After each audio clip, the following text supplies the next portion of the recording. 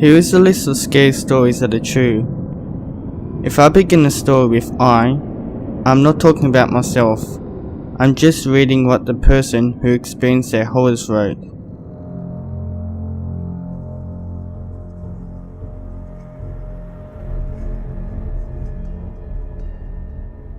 When I was younger, I used to live by the woods and could see a cemetery from my back porch. One Easter, I remember waking up and seeing the Easter Bunny, one of those terrifying costumes, and what really gets me is I remember smelling wet hay. When I woke up, I didn't tell anybody, but there was an extra Easter egg in my house that my parents didn't hide. Years later, when I was in high school, I asked my parents if they ever dressed up as the Easter Bunny and came into our room. They said they would never go through so much trouble.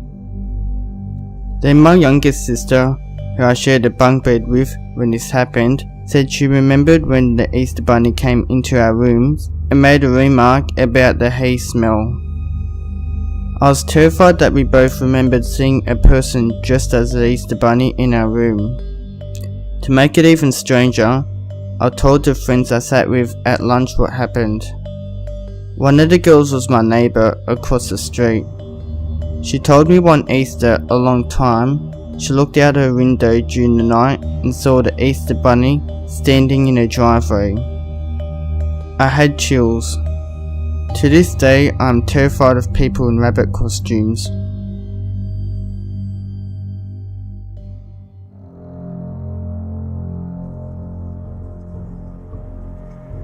When my niece was really young, she was in a bouncer at my sister's house. I was house and babysitting. I had left her to go to the kitchen to grab some order. My sister's chocolate labs were probably sniffing and licking her head because I could hear her giggling like she was having a blast. I hadn't noticed how cold it had gotten. Then I heard it. A loud wooden snap, like a thick piece of wood had been snapped in half suddenly, or a tree was knocked over. I ran into the room and what I saw and smelled freaked me out. The dogs were huddled in a corner whimpering. My niece was standing at the ceiling corner with wide eyes, and it was cold and smelled like Stetson. I took her and we decided to go to a different room. When my sister finally came home, I told her what happened. She just rolled her eyes and said, "That is huge." I was confused. She said Huge was the previous owner of the house who had died 10 years before his wife sold it. She says he likes to follow my niece around and you can tell it is him because the dog's freak. It gets cold and smells like cheap cologne. I don't believe that shit, but I do believe the feeling you get in your gut when something doesn't feel right.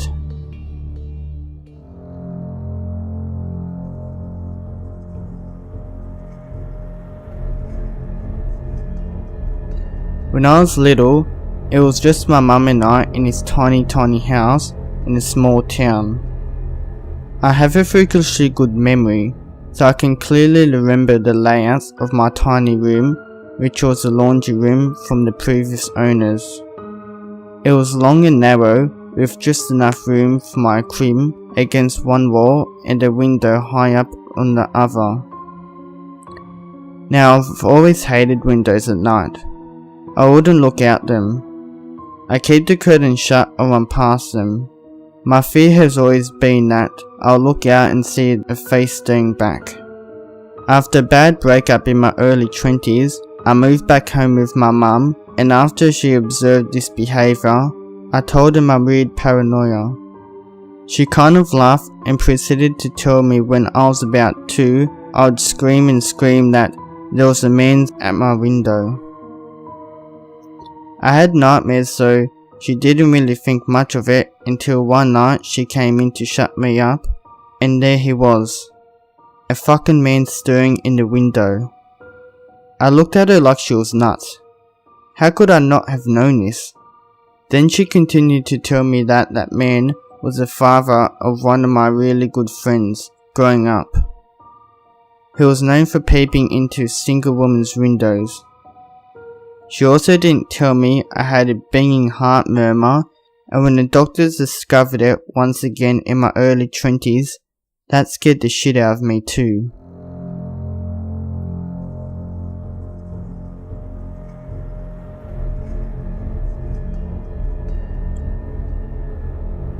I was babysitting a family friend's kid, and it was just the two of us in the home. It was when I was watching TV and she was eating dinner that I noticed she was acting odd by sneaking towards the study room on her tippy toes in a curious manner, as to find something out, or maybe she just went to get something from in there. But I did hear scratching coming from inside the study, and I remember the door to the room was closed, locked manner of speaking, and now it was opened by a crack, revealing a dark black opening. As she was about 10 feet of approaching the door, she started walking back slowly while still staring through the dark opening. Then from upstairs was another noise. It was like a soft scurry type run that came from one of the rooms, as if someone was darting across the room in a hurry. A closet door creaked shut. Then from another direction, a door slams from the bathroom, and this bathroom didn't have any windows. She looked around and I muffled a scream. She whispered to me, "We're not alone in this house."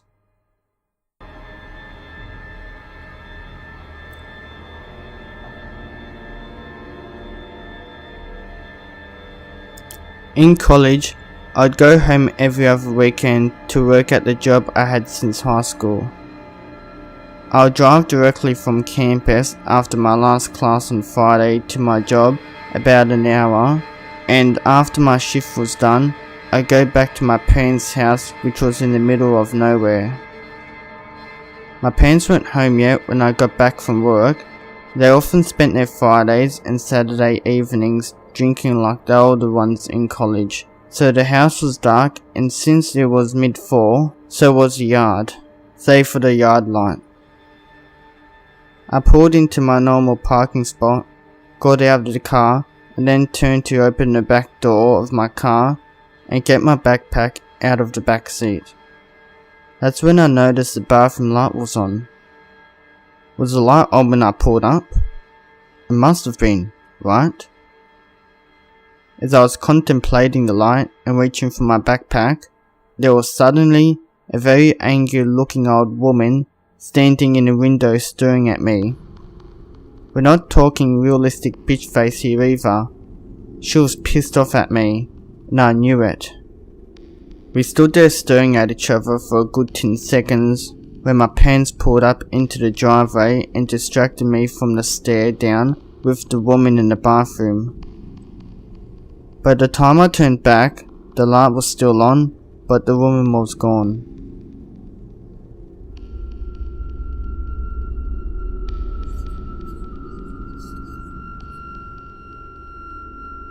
I used to volunteer at a nursing home where we had several incidents where new residents actually described former residents down to a specific nightgown or colour of glasses who I and the staff knew had died in that room, and complaints about them coming into the room at night.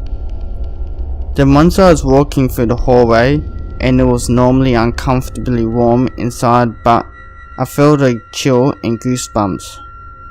One of the CNAs said I had just walked through a ghost. I couldn't get warm again for the rest of the day. There were flickering lights and TV turning themselves on. Several of the staff were from the same Southeast Asian country, and they were talking about ghosts and disrespect for the dead so much that management had somehow come in to do a candlelight ceremony, and this lady with crystals and dreadlocks came in to do sag brushing. Things calmed down after that.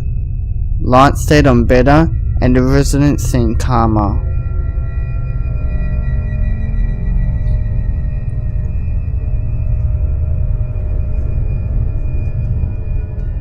I was in my sophomore year of high school.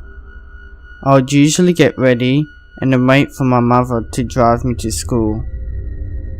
While she was getting ready, I was just kind of hanging out in the bathroom with her while she was putting on makeup and curling her hair.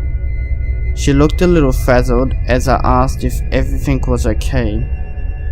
She told me about a weird occurrence the night before. She told me that she had been woken up around 2 o'clock by a strange noise. It wasn't super loud, but it was pretty constant. My dad wasn't woken up by it, though it was not surprising as he sleeps like a log. Anyway, she starts looking for the source of the noise, first checking the bathroom attached to the room, but there isn't anything in there.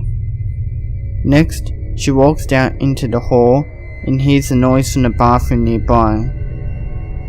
When she walks in, she sees a hairdryer plugged in and turned on, just sitting in the middle of the bathroom mat on the floor.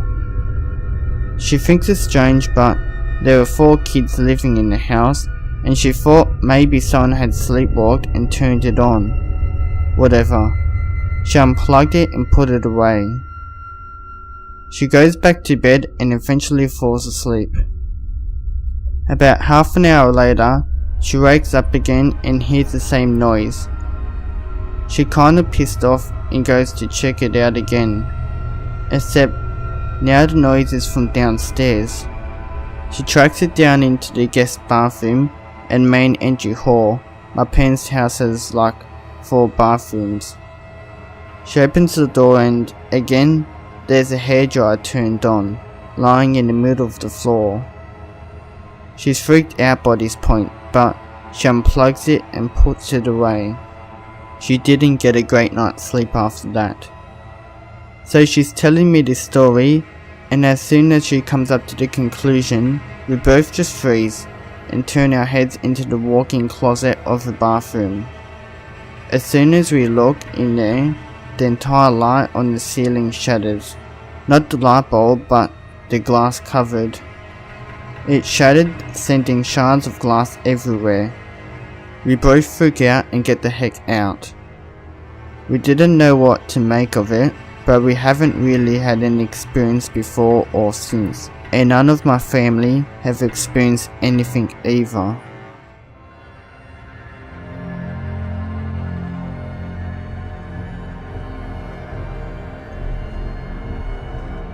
I was a caretaker of a small uninhabited island off the coast of Maine, and my girlfriend and I started having synchronized nightmares about things that we have never discussed before.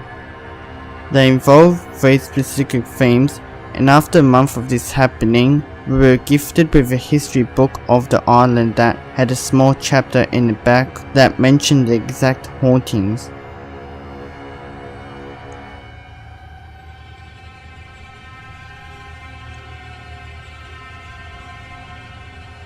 My mother was having dinner at a friend's house. It was a small old cottage that's been around for 100 years. She tried to find the bathroom and pulls on a door that is locked. The friend sees and says, "Sorry, that goes to the basement. The bathroom is over there." Thinking it is odd, my mother asks why the basement door is locked. It's always locked. In fact, I don't even have the keys for it. The real estate agent advised me not to go down there, as it's not been upgraded like the rest of the cottage. It's little more than a root cellar. Fast forward a few weeks, when my mother worked for the police department community division. It's working on a project about the history of the police department in the town. An old man comes in with new clippings about various community events, as well as new clippings from the 50s about a gruesome murder. My mother was a bit taken back. "Sorry, I forgot those clippings were in here too." "No, I know this address. It's my friend's house." "What happened there?" "Oh," said the old man. "Well, that used to be my mother's house. She had been dating this man who was cruel to her, beating her horribly. She tried again and again to break it off with him, but he'd always come back. Finally, my aunt moved in with us, and my mother finally broke up with him. He starts getting emotional. Then one night, he broke in and tied my mother, aunt, sister, and brother up in the basement. He shoots them all in front of my mother. Then he shoots her and kills himself, leaving the note that she would never leave him again. I was away at college, he starts to sob. And this is how my mother's friend learned she has a haunted quadruple murder suicide scene in her basement. She moved out years later.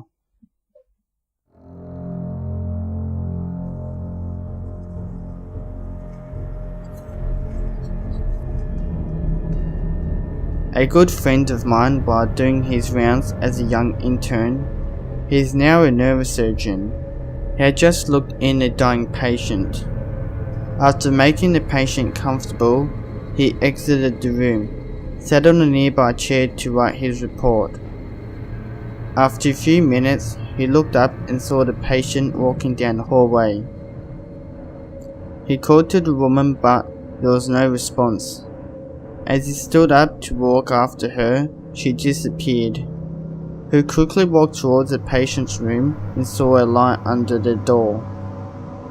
When he opened the door, it was complete dark in the room, so he turned on the night light, went over to the patient and felt for her pulse. She had died. He swears to this experience.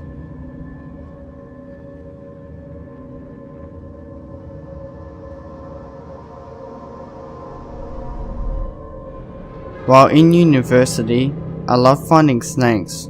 I was a biology student, so a friend from herpetology club showed me this road that he'll cruise for snakes. Cruising is when you drive slowly down old back roads after dark, looking for snakes that had slithered onto the warmer road to heat up. The road we took was about 4 miles and had around 4 houses on its entirety. We had taken a few laps on this road and we were making our final pass. There are 2 houses near the beginning of the road, one at the end and one near the middle. We were getting close to the center house when we see movement on the left side of the road. There are a lot of animals obviously on this road, so we aren't surprised to see this. However, what shoots out is this kid, probably around 8 or 9, in torn blue jeans and a ripped dark t-shirt. He takes one look at us, and his face is a mix of fear and pain. He looked back really quickly from where he had come out of, then booked it across the road. The guy I'm with gets out of the car, chasing to see if he's alright, and I pulled the car to the point where the boy went into the woods. I'm starting to get out of the car when my friend walks quickly back from the trail and just says, "Let's go now." We hop in the car and tear out of there. He says there is this graveyard about 10 yards into the woods where there are 5 gravestones with the same death date. They all had the same last names, and one was a boy who was 9. We never came back the rest of the summer to that road. We usually would go out once or twice a week. The next year when my friend had graduated, I took my girlfriend out to the road. We had gone early to try to find different types of snakes. Different snakes tend to move at different points of dusk. We got to the house near the graveyard and there's 3 men doing some yard work. I rolled down the window, explained what I was doing and asked them about the graveyard. Apparently the dad's brother's family had all died when a space heater caught fire around 20 years ago. I kept pushing and asked about it, and they told me the firemen or whoever does it had found all the bodies in the rubble except for the youngest son, but they assumed he was too far burned. I asked if they had a little brother, and the 6'4", 250-pound man said he was the youngest. When I gave them the description of the kid I saw, and they all went white. They all had individually seen the kid I was talking about, and he always runs to the gravesite. I have never been down that road again.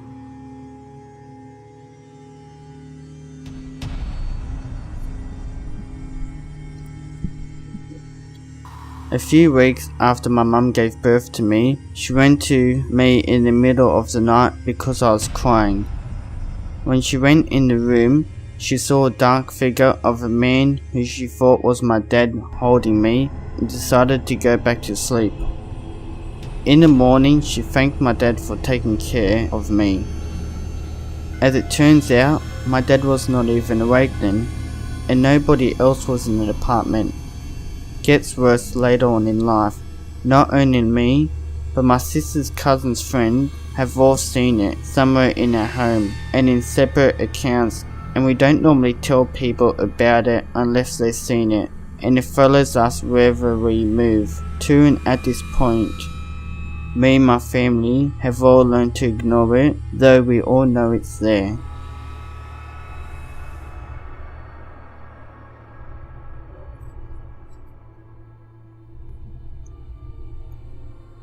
I was 17, still living in my parents' house. Everyone was around Friday night, so I had a few friends over. We smoked a little, and were chilling in the basement playing video games. Two of my friends ran upstairs to get some snacks out of the pantry. After a few seconds, they came running down the steps yelling my name. They say somebody just pulled into my driveway. I hear the dog start freaking out. I panic, and I scrambled to hide the weed and the pipe we had sitting next to the back door. I walked up the stairs and looked out the window.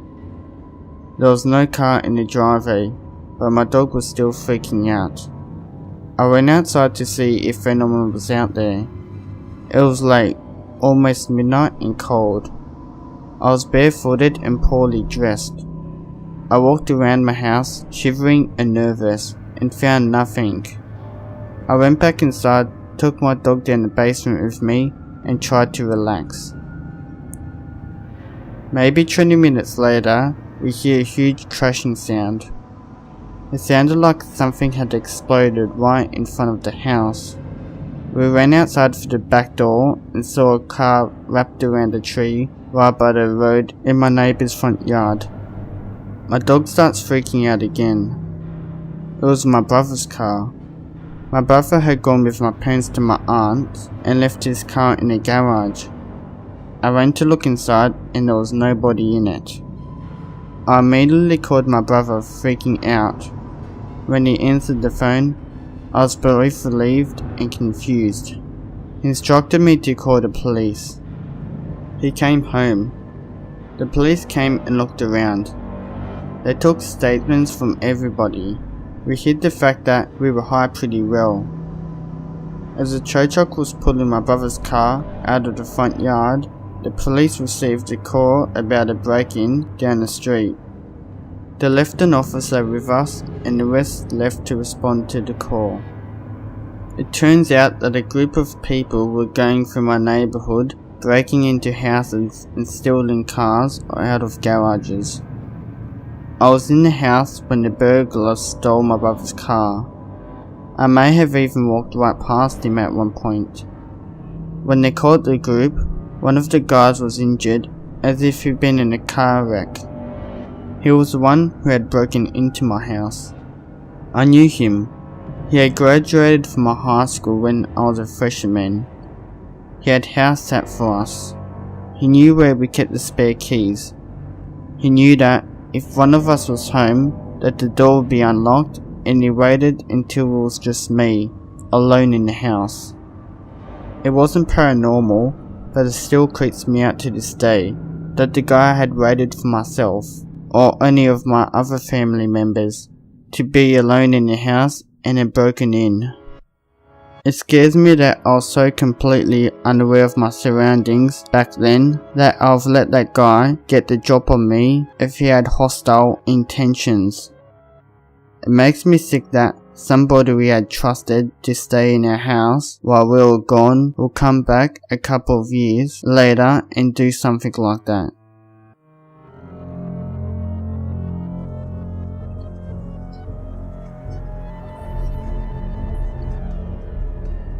I woke up one night having to pee, and I brought my phone to the bathroom. While walking down the hall and texting, I bumped into a girl in a white dress. I didn't look up, said sorry, and kept going. Moments later, I remember that I was home alone and not in my bustling high school, and the next day, when my boyfriend came to pick me up from the movies, he asked why I had been staring at him through the upstairs window, and why I had changed out of my white dress. I don't even own a white dress.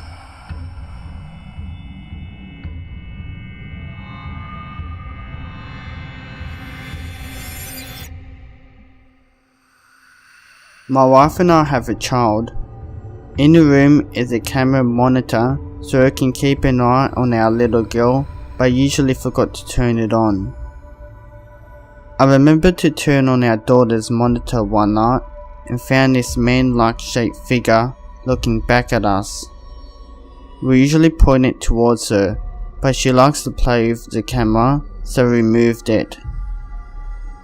She always falls asleep talking to herself, but now we think she's talking to something.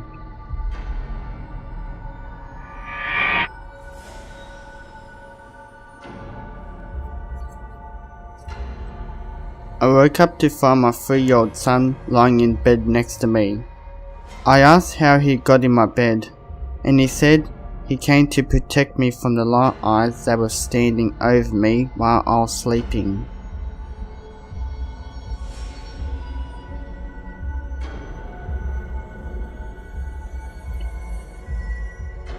I was sleeping alone in the room I shared with my 6-year-old sister, but she wasn't home.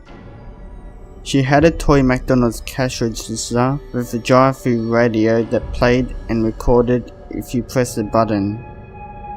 I was dozing off when I heard, "Welcome to McDonald's. Can I take your order?" from inside the closet. I took it out of the toy box and turned it off before setting it on a shelf where it wouldn't be disturbed. About 20 minutes later, I heard a voice whisper, "I would like chicken McNuggets, please." You bet I bolted out of there.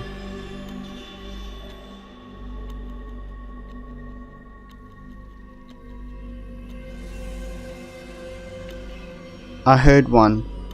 A father is laying in bed after just waking up. He grabs the baby monitor and walks to his desk in his office at home. He has his baby on the monitor and hears his wife singing to her. He cracks a smile as he hears his wife.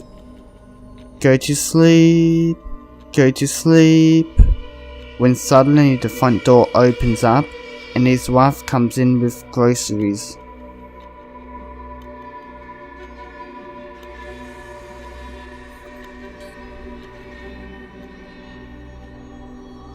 Mummy told me never to go in the basement, but I wanted to see what was making a noise.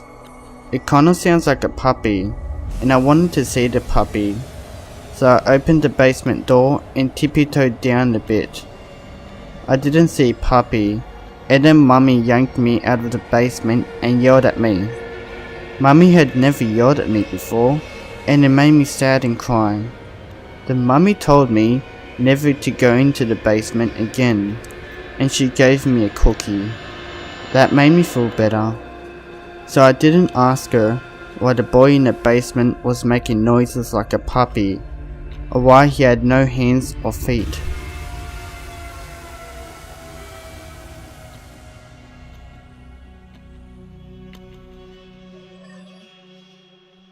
Here's one that scared the living shit out of me when I was younger.